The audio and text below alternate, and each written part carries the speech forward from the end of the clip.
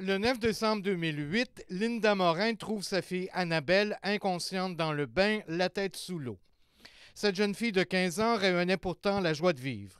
Quelques semaines auparavant, Annabelle avait reçu la deuxième dose du vaccin contre le VPH, mais sa mère l'ignorait. Puis moi, j'étais pas au courant. Puis ma fille, ben, elle l'a jamais dit parce que j'imagine qu'à 14 ans, quand tu as plus mal au bras, ben, tu y penses plus, tu sais.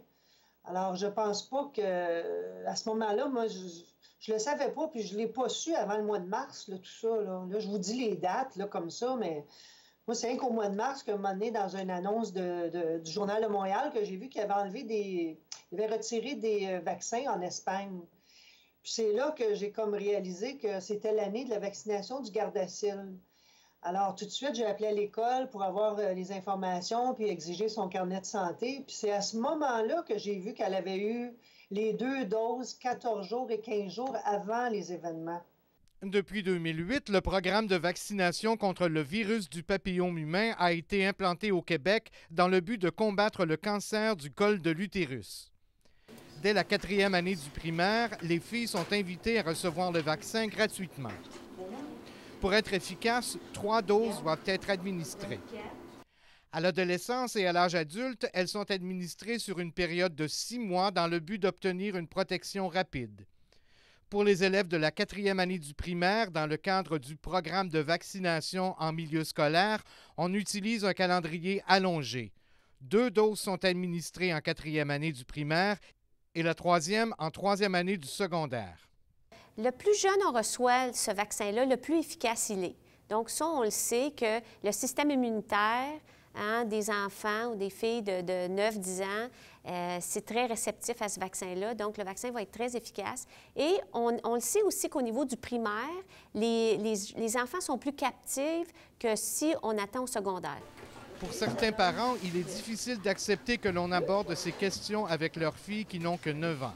Ici, à la maison, c'est un sujet qui est quand même très ouvert. Rien n'est élevé avec des grands.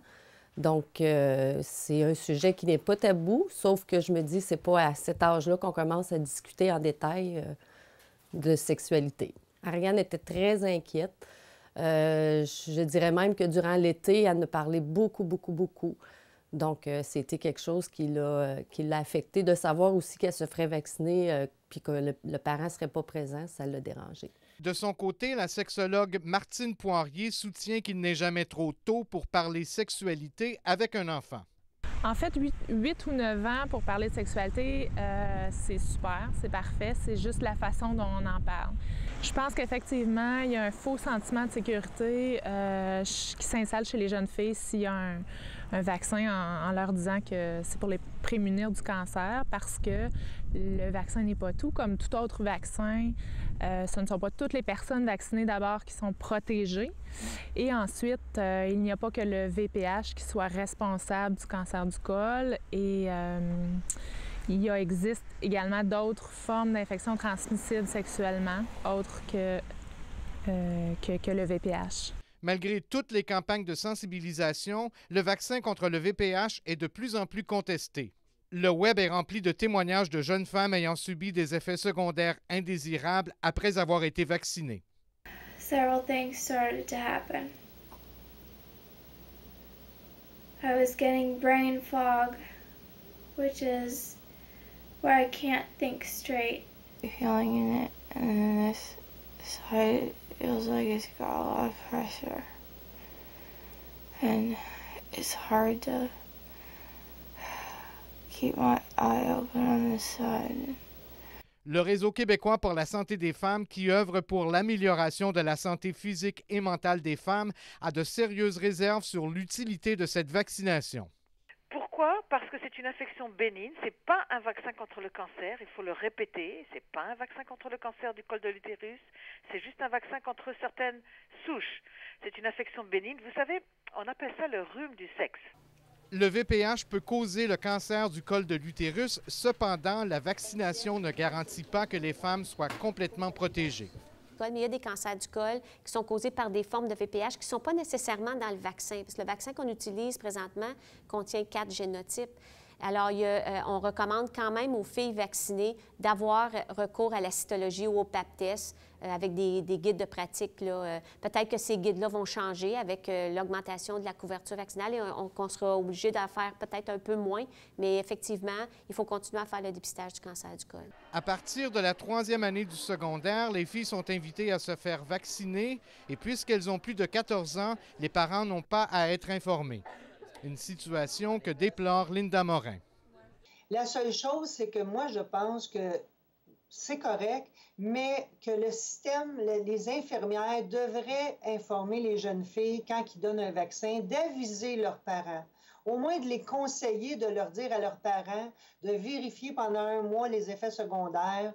Si Linda Morin reste convaincue que le vaccin contre le VPH est responsable de la mort de sa fille, elle ne peut le prouver puisque l'autopsie a été réalisée trop longtemps après la mort d'Annabelle.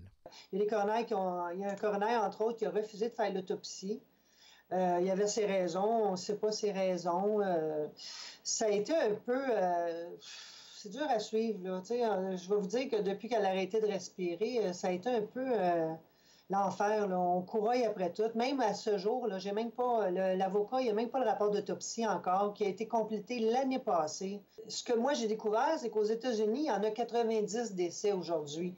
Donc, et puis, tout est toujours relié, on dirait, avec le neurologique. Les jeunes filles qui sont décédées ont eu des problèmes neurologiques avant. J'en ai une en France qui m'a envoyé une lettre cette semaine. Elle a eu une réaction, c'est les mêmes réactions qu'Annabelle. Elle a eu une perte de mémoire, elle a eu... tu sais, c'est toujours similaire, ça reste toujours dans les mêmes cordes. L'Agence de la santé soutient que le vaccin est sécuritaire.